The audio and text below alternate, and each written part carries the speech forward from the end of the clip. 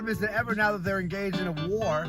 And the reason why they're using the cannabis, I guess, is because of trauma. They're saying the people who are involved in wars, they actually have a lot of trauma, and the cannabis really helps, which we already know that. The VA is now letting doctors who have patients in their care, veterans who are in legal states, can now recommend using cannabis instead of just the opiates or whatever other pharmaceutical they've been pumping down everybody's throats.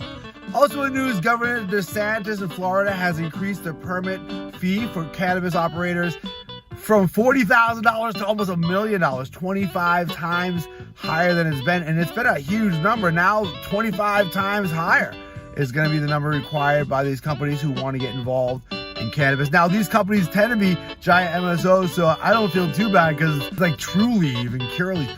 But as a precedent, it's egregious that they would be charging that much money for a cannabis permit fee. Also in news, a group urges President Biden not to reschedule cannabis, but rather to deschedule. They argue that rescheduling cannabis isn't going to help anybody. It's not going to stop the war on people who use cannabis. It's not going to free anybody from prisons. It's not going to even make it less legal to use cannabis. There's an advantage for banking and for companies who are involved in cannabis that can take deductions. But other than those two pieces, no one really who's involved in cannabis will see any benefit from a rescheduling. In fact, the state-led cannabis programs might get into trouble with the rescheduling because it'll change the way cannabis is handled and which agency deals with it. Thanks for watching The Watch Daily.